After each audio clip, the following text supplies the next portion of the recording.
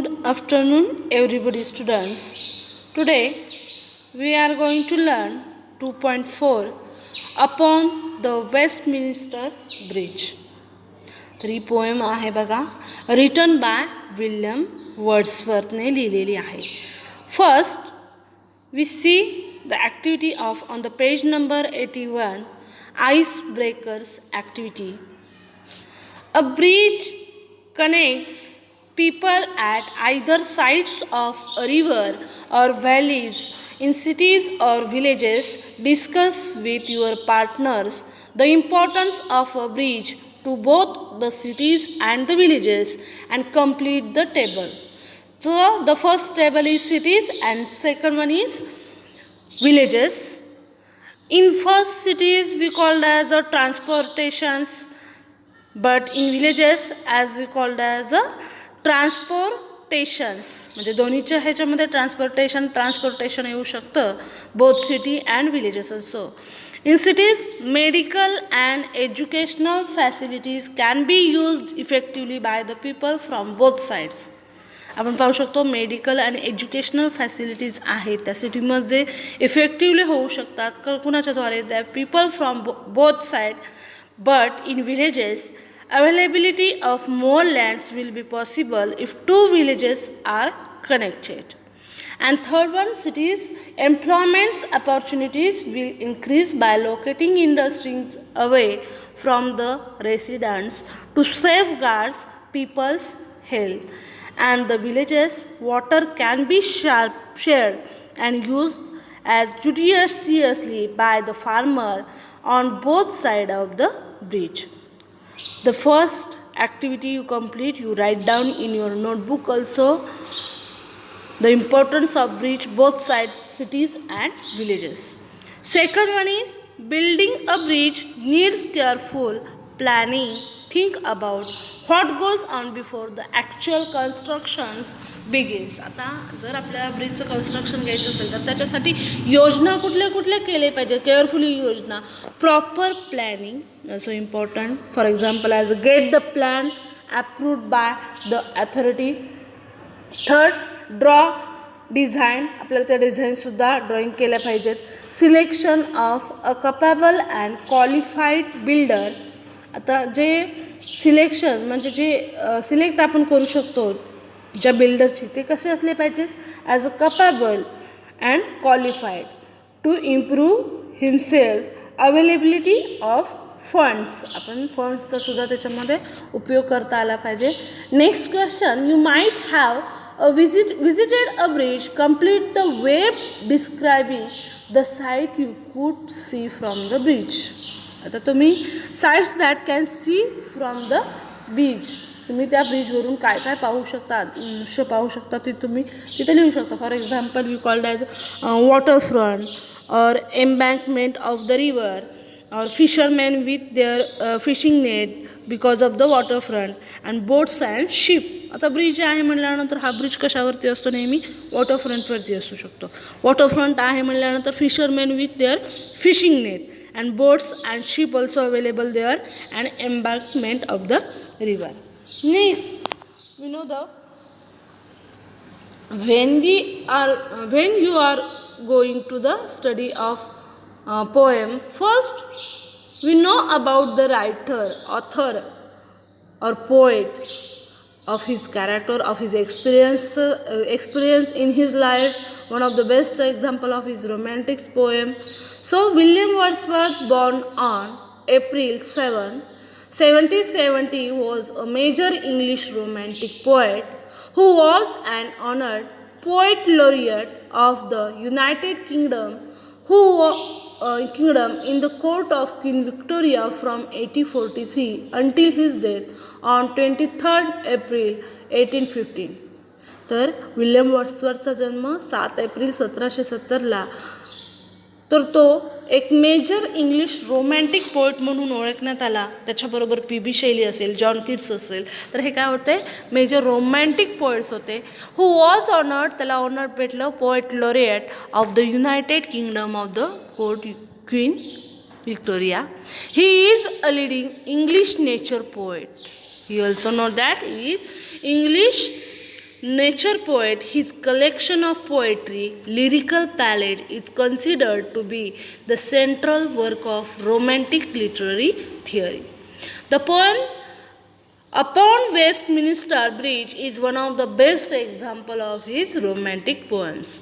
तर सगळ्यात best example कुठलं आहे रोमॅन्टिक पोएमचं तर upon Westminster bridge. Upon Westminster bridge is a Petrarchan sonnet we called as बघा कवी विल्यम वर्ड्सवर्थ यांनी जी आपली पोएम आहे ती एका पेट्राचन सॉनेटमध्ये लिहिलेली आहे, जेणेकरून लक्षात येईल. आता पेट्राचन सॉनेट आपण पाहू शकतो की जे सुमित वाक्यामध्ये लिहिलं जातं. Petrarchan sonnet we called as a Petrarchan sonnet Shakespearean in which William Wordsworth describe the beauty of the city as seen at dawn from the Westminster bridge London.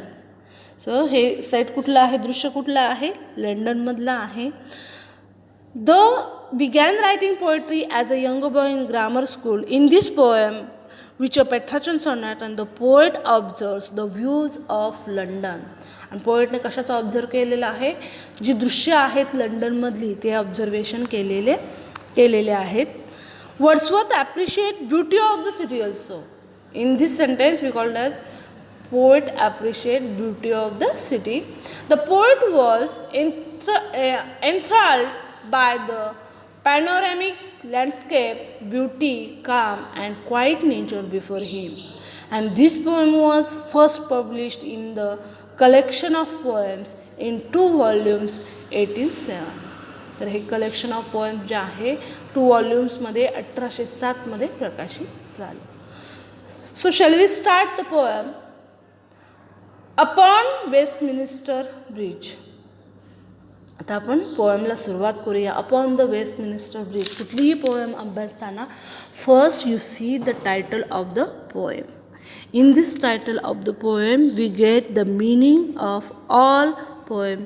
We get the theme of this poem. For example, Wordsworth appreciates the beauty of the city, which looks serene early in the morning, especially since he sees seeing the city without usual noise and activity. Earth has not anything to show more fair. Earth has not anything to show more fair. Dull would he be of soul who could pass by a sight so touching in its majesty, and this city now doth like a garment. Doth archaic words does. डोथ हा जो शब्द आहे तो एक अर्खाईक words आहे आणि आता आपण प्रेझेंटमध्ये तो कुठला शब्द पाहू शकतो as a does. Like a garment wear the beauty of the morning, silent bear. So here William Wordsworth experienced about the beauty of the nature. He appreciates the beauty of the city. Earth has not anything to show more fair. We gather that the poet William Wordsworth was traveling over the Westminster Bridge, and early one morning when he stopped to admire to the view before him, he describes the beauty in front of him in the poem Upon Westminster Bridge. So beautiful scene on the earth than one before him. Wordsworth says there could be a more beautiful scene on earth than the one before him, a sight so touching in its majesty. This city now doth like a garment wear. The beauty of this morning, silent bare, ships, towers, domes, theaters, and temples lies open unto the fields and to the sky. आता कवी William Wordsworth आहे ते भल्या पहाटे Westminster ब्रिजवरून प्रवास करीत असताना त्यांना समोरचे जे दृश्य आहे ते स्थिमित होऊन पाहत राहतात.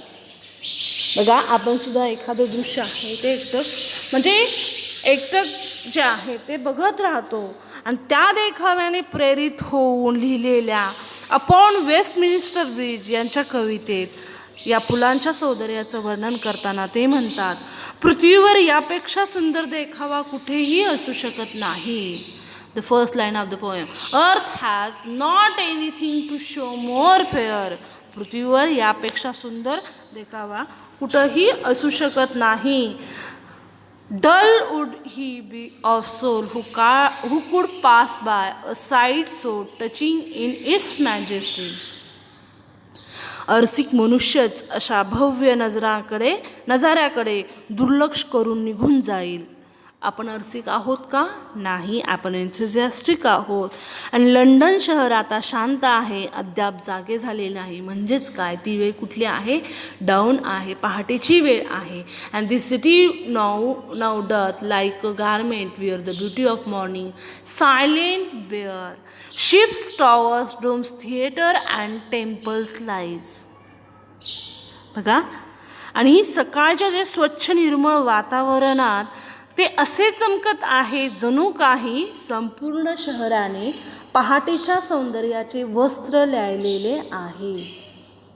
बघा, सूर्योदयाचा जो एक अनुभव असतो किंवा निर्मळ वातावरण असतं ते असं चमकत असतं जणू काही संपूर्ण शहराने पहाटेच्या सौंदर्याचं वस्त्र ल्यालेलं आहे. आणि सूर्योदयाच्या शांत प्रहरी हवेत अजून प्रदूषण नसल्याने, म्हणजे सकाळचं जे वातावरण असतं ते कसं असतं, प्रदूषण रहित असतं, म्हणजे ते प्रदूषण नसतं. म्हणून सकाळच्या वातावरणाचं जो इफेक्ट आहे तो शांत प्रहरी आहेत, हवेत अजून प्रदूषण नसल्याने शिप्स, जहाजे, मनोरे, towers, domes, theatres and temples lies, म्हणजे मनोरे, घुमट, मंदिरे आणि चित्रपटगृहे यासारख्या मानवनिर्मित गोष्टी देखील दूरपर्यंत लख्ख चमकताना दिसत आहेत. त्या काय होत आहेत?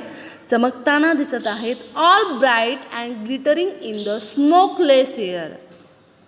All bright and glittering, bright प्रकाशित होणे, ग्लिटरिंग चमकणे, in the smokeless air. Never did sun more beautifully sleep. बघा, never did sun more beautifully sleep in his first splendour, valley, rock or hill. डोंगरदऱ्यातून उगवणाऱ्या सूर्याची तेजस्वी रूपाचे वर्णन करताना कवी म्हणतात, इतके विलोभनीय दृश्य त्यांनी यापूर्वी कधीही पाहिलेले नव्हते किंवा इतकी सुखावणारी नीरव शांतता कधीच अनुभवली नव्हती. नेव्हर सॉ I never felt a calm so deep, the river glide at his the meaning of guess. For example, what is refer to glide at his own street will. Dear God, the very houses seen asleep and all that mighty hearts is lying still. Written by William Wordsworth.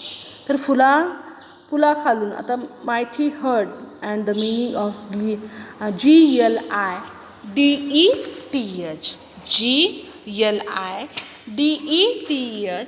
The meaning of the gleed, for example, we see that आपण असं पण म्हणू शकतो त्याच्यामध्ये explanation about doth. आता doth जे आहे ते डूचे जुने क्रियापदाचे जुने वर्तमानकाळी रूप आहे. मोर फेअर आपण म्हणू शकतो अधिक सुंदर, त्याच्यामध्ये एक्सप्लेनेशन दिलेलं आहे, एक्झाम्पल्स दिलेले आहेत. आता ह्या कवितेमध्ये नेचरबद्दल आपल्याला माहिती सांगितलेली आहे, नेचर कसं आहे आणि नेचरचा जो इफेक्ट आहे तो मानवाच्या जीवनावरती होत असतो. अँड ग्लिट GLIDETH हा जो आहे तो सुद्धा अर्खाईक वर्ड्स आहे. अँड द अर्खाईक वर्ड मिनिंग त्याचा आहे मूव स्मूथली म्हणजे हळुवारपणे मूव होणे. And mighty heart is direct reference to the significance of the city of London. आणि डायरेक्ट कशाचं दिलेलं आहे? Significance of the London city, म्हणजे त्या लंडन सिटीचं जे महत्त्व आहे ते ह्या पोएममधून विल्यम वर्ड्सवर्थने सांगितलेलं आहे. त्या नेचरचं जो हिअर म्हणजेच याच्या आधारित आपण अनेक प्रकारचे प्रश्न तयार करू शकतो. आणि nature, importance of the nature, जर एखाद्या नेचरचं आपल्याला एक्झाम्पल सांगायचं असेल तर आपण ते सांगू शकतो.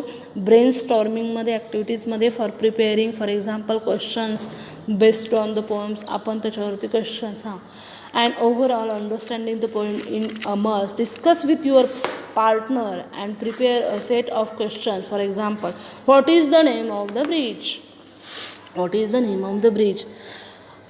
I hope you have understood very well the poem, but there are many questions. For example, you write down in your notebook also. आता बऱ्याच जणांना क्वेश्चनसुद्धा तयार करता येत नाहीत. एक्झामिनेशनचं एक्झाम्पल आपण घेऊ शकतो. क्वेश्चन बनवताना काही रूल्स असतात, तेच बघा, तुम्ही त्याद्वारे क्वेश्चन बनवा. मराठीमध्ये सोपं असतं, पण इंग्लिशमध्ये ग्रामॅटिकल रूल्स असतात काही. Choose the correct alternative for the given lines. Focus on the inference of the past. Earth has not anything to show more fair. The line means the poet think that the place was not so good. The poet thinks that there is another place which is more beautiful than this, and the poet thinks that there is no place on the earth which is beautiful as this one.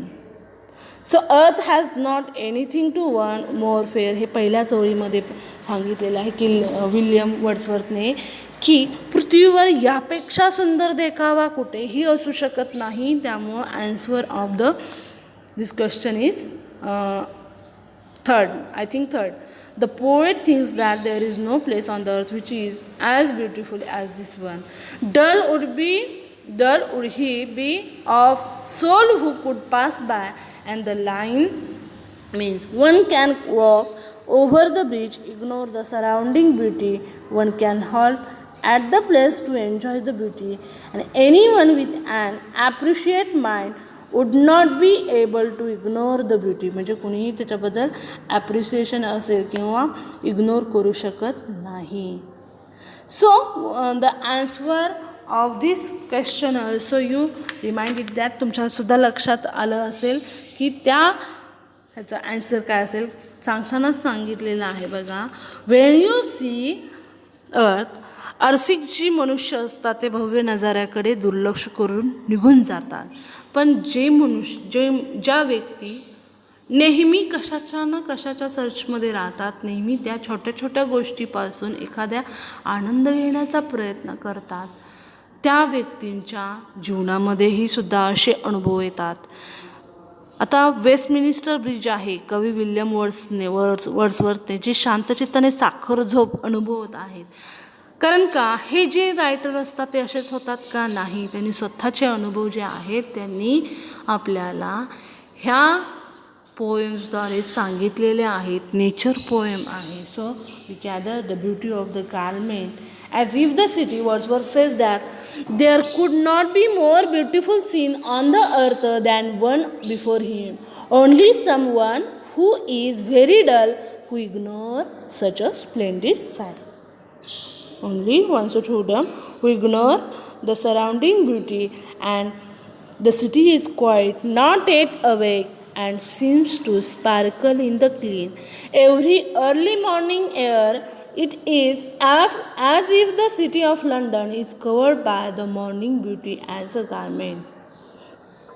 The river Thames glided on slowly under the bridge, and the people in their houses are asleep, and collectively their hearts rest quiet. आणि त्यांचे जे hearts आहेत ते काय करत आहेत?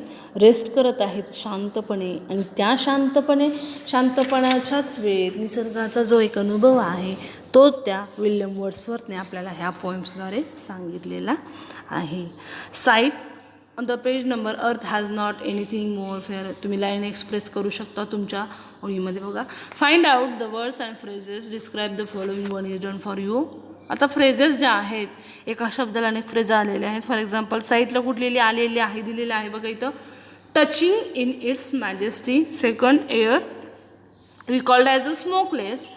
River glided at his own sweet will. Houses for example as a seem asleep, and morning beautiful, sun in his first splendor. I hope you have understood very well the poem. Read the line, city now doth like a genre wear. Poet imagines that city is wearing beautiful garment, hence the figure of speech is personification. And figure of speech, for example, dull would be he be of soul who could pass by. The line of this rewritten is he would be of dull soul. The figure of speech is known as a inversion आहे. बघा वाक्याच काय आहे inversion. Two figure of speech here personification and inversion. In the poem appreciation you can write about personification and inversion, and the poem is a Petrarchan sonnet. For example, divided in two parts. First is octave and second is sestet. Petrarchan सॉनेटमध्ये Petrarchan sonnet जो असतो तो 14 ओळींचा असतो. बघा ह्या lines बघा तुम्ही मोजून बघा 14 लाईन्स. For example 1 2 3 4 5 6 7 8 9 10 11 12 13 14. पेट्राचन सॉनेटचं एक वैशिष्ट्य आहे. पेट्राचन सॉनेट हे 14 ओळींचं असतं plus there are octave and sestet. आता ऑक्टेव जो असतो तो कसं असतो फर्स्ट पार्ट कंपॅरिझन 8 लाईन 8 लाईनचा जो स्टांजा असतो त्याला ऑक्टेव म्हणतात अँड 6 लाईनचा जो स्टांजा असतो त्याला सेस्टेट म्हणतात. आणि ह्याच्यामध्ये 8 लाईनचा पहिला स्टांजा आहे तो ऑक्टेव आहे आणि सेकंड पार्ट जो आहे तो 6 लाईनचा स्टांजा आहे. For example here we see that first 8 line and next